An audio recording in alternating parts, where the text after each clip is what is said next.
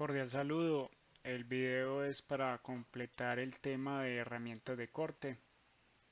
En este caso, entonces, de acuerdo a las operaciones que hemos visto que son las más comunes utilizadas en el torno, como lo es el cilindrado, el refrentado, el torneado cónico, el copiado o el ranurado o el roscado, cada una de estas operaciones requiere de un tipo de afilado específico.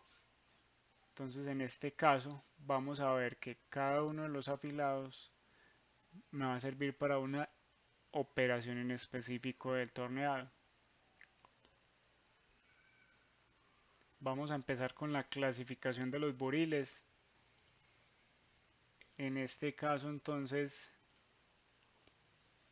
vamos a decir que independiente de la geometría del buril puede presentarse que tenga la opción de comer el material en sentido derecha o en sentido izquierda. ¿Cómo así? Vamos a enfocarnos inicialmente en este lado de acá, en la cuchilla derecha. Normalmente vamos a encontrar la copa y vamos a encontrar el material. Entonces, el sentido de giro de la copa va a estar en sentido antihorario. El material va a estar girando y el avance de la herramienta de corte va a ir de derecha a izquierda. Entonces el filo de la herramienta va a ser este de acá. ¿Cómo lo vamos a observar? El avance va siguiendo el dedo de la mano derecha. Ahora, si hiciéramos la misma teoría con el otro buril que dice que es a la izquierda, esta es la copa, este va a ser la pieza que voy a mecanizar, pero el movimiento de avance está de izquierda a derecha. El sentido de giro de la copa es el mismo. Ahora el filo va a ser este, por ende el desgaste que me va a generar en el material va a ser este de acá y la viruta va a salir. Entonces el dedo gordo de la mano nos va a indicar hacia dónde está el avance de la herramienta. El avance de la herramienta, teniendo en cuenta que el giro de la copa es el mismo, lo que tenemos que hacer con la máquina es configurar simplemente hacia dónde queremos lograr el avance, hacia la derecha o hacia la izquierda.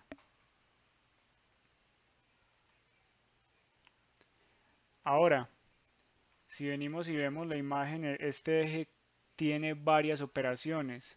Entonces podríamos decir que para hacer esta geometría necesitamos de hacer cilindrado, refrentado, ranurados, roscados. Entonces empezamos por la primera operación, que es el cilindrado a la derecha, y es para lograr toda esta cara de acá. Otra de las operaciones sería el refrentado. En este caso estamos viendo que el cilindrado anterior es a la derecha. El refrentado nos sirve para que estas caras se queden perpendiculares. Ahora seguiría el ranurado, entonces tendríamos que usar un buril de tronzar. El espesor del buril va de acuerdo al espesor de la ranura o el ancho de la ranura. Tenemos otra parte acá. Vale aclarar que el buril de tronzado y ranurado nos va a servir para la misma operación. ¿Cuál es la diferencia entre ranurar y tronzar? Tronzar es anular y quitarle material hasta lograr que se corte esta pieza. Ranurar simplemente nos va a servir para un pin candado. Este desgaste que voy a marcar en rojo, si lo fuéramos a realizar, tenemos la opción de quitar el material, voltear la pieza y hacerlo con cilindrado a la derecha. Pero si el caso no nos permite voltear el material porque pierde precisión en el momento de desmontar el sistema, entonces está la opción de cilindrado a la izquierda, que es el que estábamos viendo anteriormente. un buril de cilindrado, pero en este caso el avance va a ser a la izquierda. Otro tipo de afilado va a ser para lograr el roscado del eje. Aquí vemos un ejemplo para ampliar un poco más la información. Vemos que el eje tiene entonces una perforación interna, que es esta que tenemos acá, un roscado externo. Fuera de eso, para lograr la geometría, entonces por aquí tuvimos que usar un buril para hacer una ranura, un buril de forma para esta parte de acá, también un buril para cilindrar. En esta parte interna tenemos entonces que debimos perforar, fuera de eso tiene un roscado interno, tiene una ranura interna. Entonces aquí vamos a enunciar cada uno de los buriles que necesitamos para lograr estas operaciones. ¿Cuáles son esos buriles? Entonces podemos tener la necesidad de una cuchilla de cilindrar y refrentar a la derecha. Si lo agarramos el sistema por este lado y empezamos a cilindrar de derecha a izquierda. Cuchilla de cilindrar y refrentar a la izquierda. Cuchilla de roscar para esta parte de los roscados exteriores. Cuchilla de ranurar para estas partes de los pincandado, por ejemplo, las ranuras. Cuchilla de forma, la que vemos acá. Cuchilla de madrinado, en este caso se utiliza para, después de usar la broca, ampliar la perforación a la medida mínima de la rosca interna. Cuchilla de ranurado interior, en este caso esta cuchilla de ranurado interior es la que utilizamos para hacer esta ranura de acá. Cuchilla de roscado interior, entonces lo mismo, esta cuchilla la necesitaríamos usar para hacer el roscado interno, si la idea es hacer el roscado interno con la misma máquina, que en este caso es un torno, y una broca para hacer la perforación de estos agujeros. Entonces vemos que para ejecutar esta pieza tenemos la necesidad de usar todo este tipo de herramientas de corte. Cada una de estas herramientas de corte, independiente del tipo de geometría, vamos a tener que afilarla. Entonces cada uno de estos afilados va a tener unas identificaciones básicas. Para eso vamos a la siguiente diapositiva. Vemos que independiente del tipo de afilado, si es para roscado interior, roscado exterior, vamos a tener una cuchilla. Esa cuchilla va a tener un filo que va a estar en contacto con el material, que en este caso sería este de acá, y ese filo me va a generar una superficie por donde va a resbalar la viruta. Y hay otra parte donde lo que me interesa es que la parte de la cuchilla no toque la parte que está siendo mecanizada, porque generaría fricción, aumento de temperatura, y ya vimos que el aumento de temperatura me debilita la curva de resistencia de la cuchilla. Entonces, partiendo de esta información, va a salir una nueva nomenclatura que es, llevado a esta imagen, sería los ángulos de filo de la herramienta. Entonces ya vamos a ver que existe un ángulo de filo que está simbolizado con la letra beta, un ángulo de incidencia que es el alfa, y en este caso la otra letra griega gamma. Entonces aquí alfa, beta y gamma nos van a decir que son el ángulo de ataque. En este caso el ángulo de ataque es el que me genera la salida de la viruta, o sea este de acá. El ángulo del filo, que es el del material o la herramienta de corte y el ángulo de incidencia, que es la distancia que hay para evitar que se choque la herramienta con el material.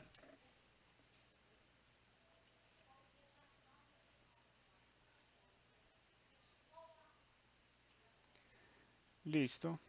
Ya pasamos entonces a ver la parte de los buriles y que va a mantener un estándar independiente de la geometría que tenga el buril.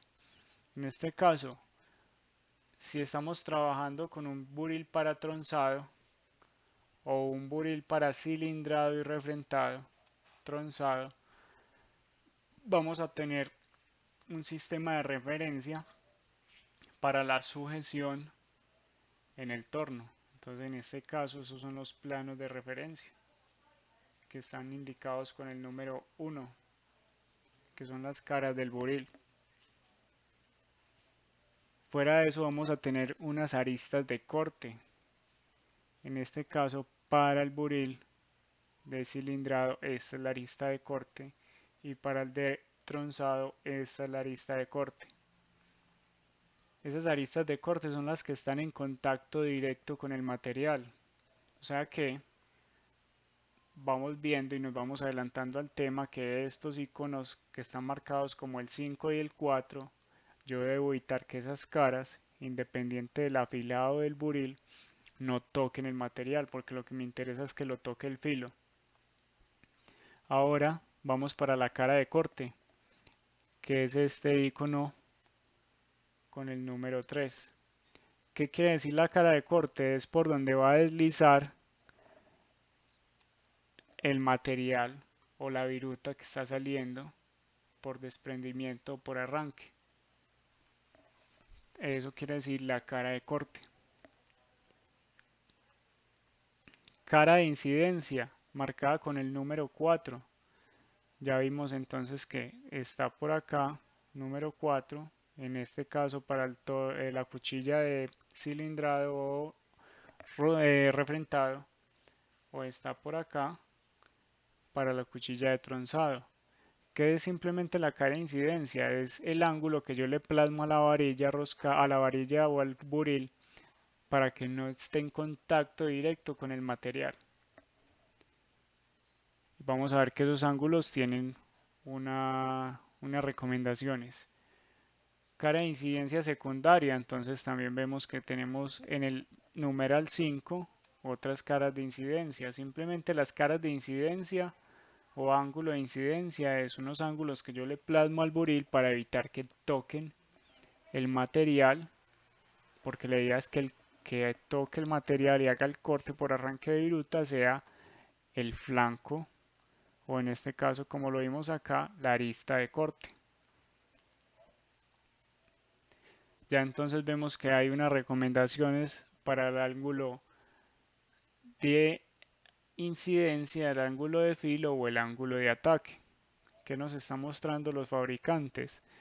Que hay unas relaciones entre más maleable sea el material o más dúctil, el ángulo va a ser menor, y a medida que vaya aumentando la dureza del material, el ángulo de filo va a ser mayor, y la dureza del material también va subiendo el ángulo de filo y van variando los ángulos de ataque o ángulo de incidencia.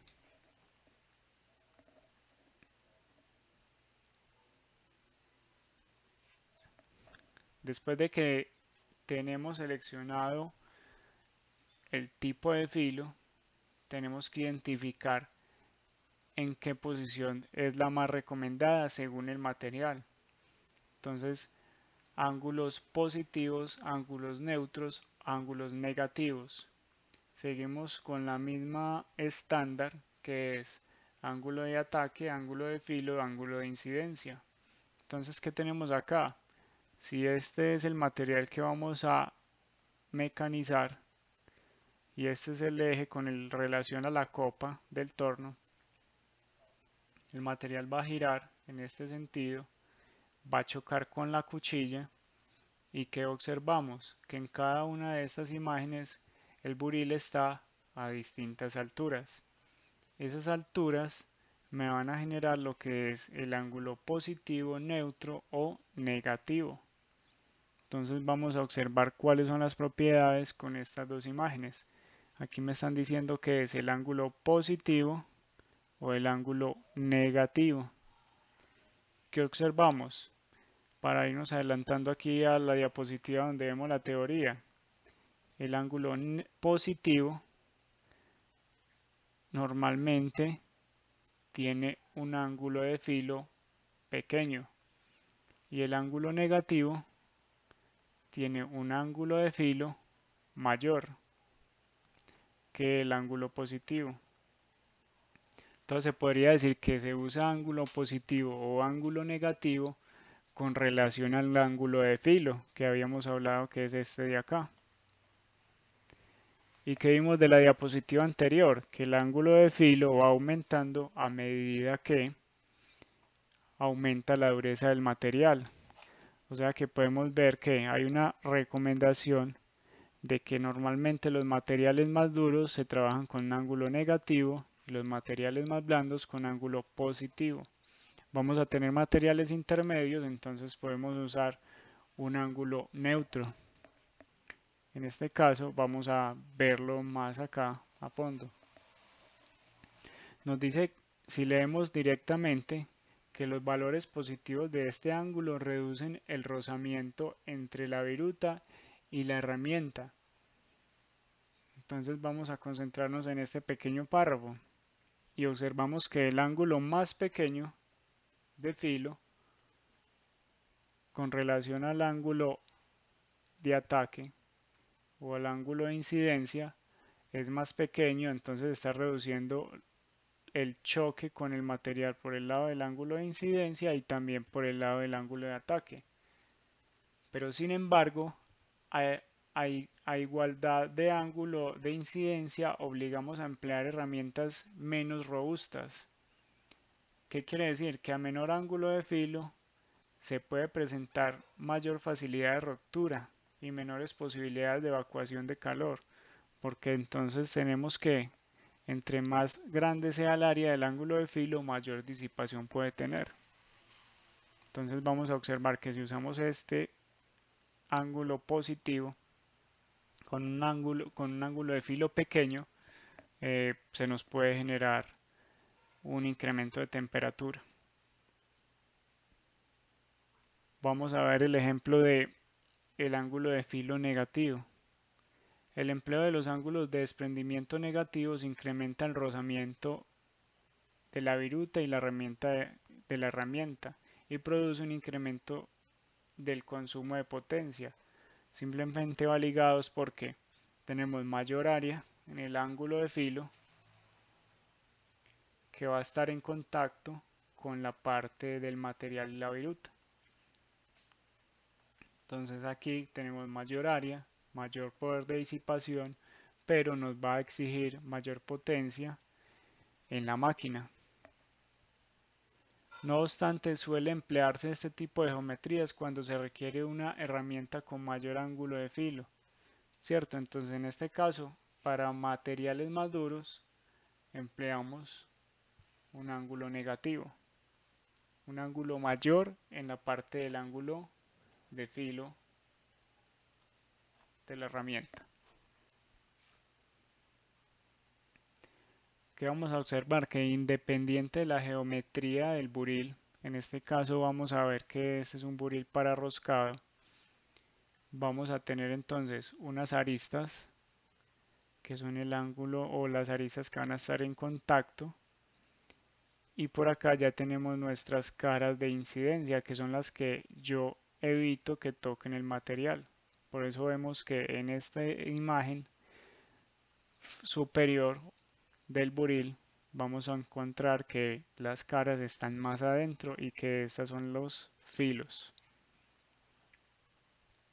Aquí observamos que normalmente vamos a trabajar con una rosca estándar y tiene un ángulo de 60 grados, para eso vamos a hacer uso de las galgas de afilado. Y esta imagen de la derecha pues nos muestra que no simplemente podemos quedarnos con esta configuración, podemos lograr otros tipos de afilados dependiendo la geometría en la que necesitemos plasmar la rosca.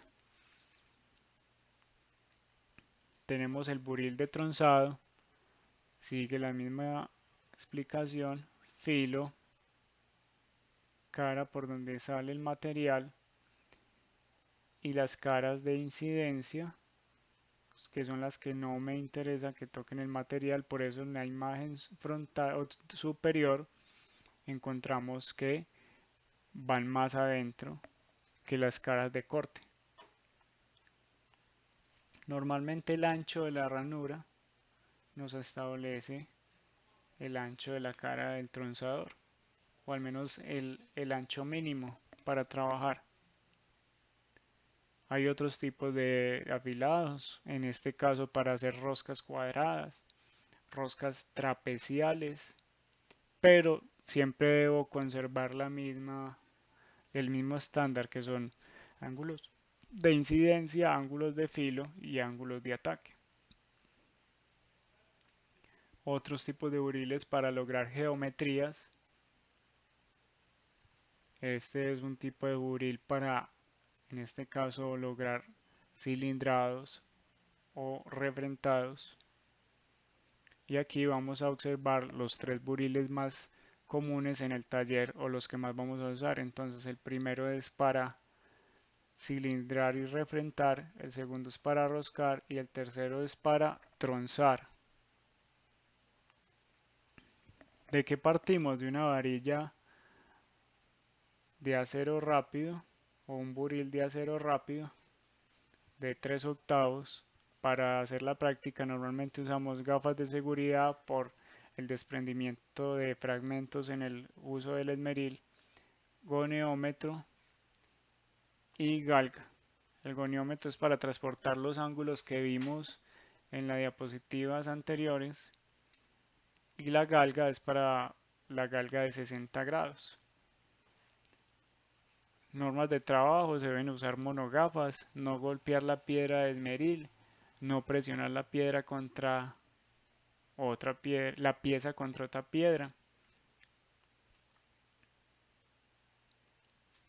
Entonces, para empezar, normalmente, ¿qué hacemos? Usamos el goniómetro para plasmar los ángulos que necesitamos en nuestra herramienta de corte, y ya por ende pasamos con esos ángulos a un esmeril. En este caso ya entonces empezamos a hacer desgaste. Normalmente vamos a hacer uso de un componente en el esmeril que es el tiento, que es esta base, y el buril, que es esta parte negra, la apoyamos en la base para hacer el desplazamiento del buril sobre toda la cara del esmeril. Entonces empezamos a mover la cara del esmeril entre lado y lado. Normalmente el tiento lo podemos escualizar en grados y es una facilidad para lograr las caras de incidencia. Aquí vamos apoyando el buril sobre toda la superficie de la piedra de esmeril. Digo, aquí vamos apoyando la herramienta de corte sobre todas las caras del esmeril para lograr unos desgastes.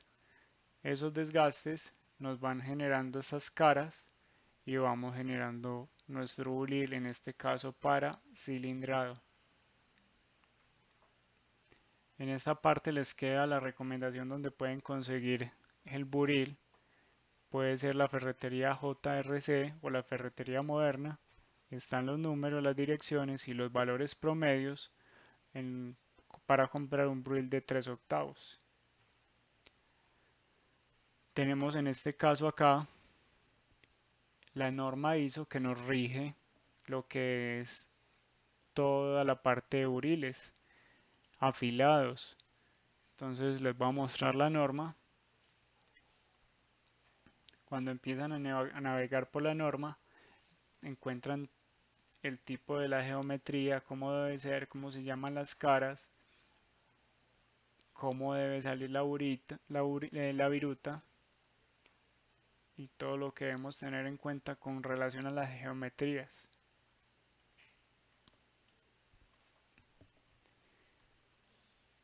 Otro de los temas que vamos a ver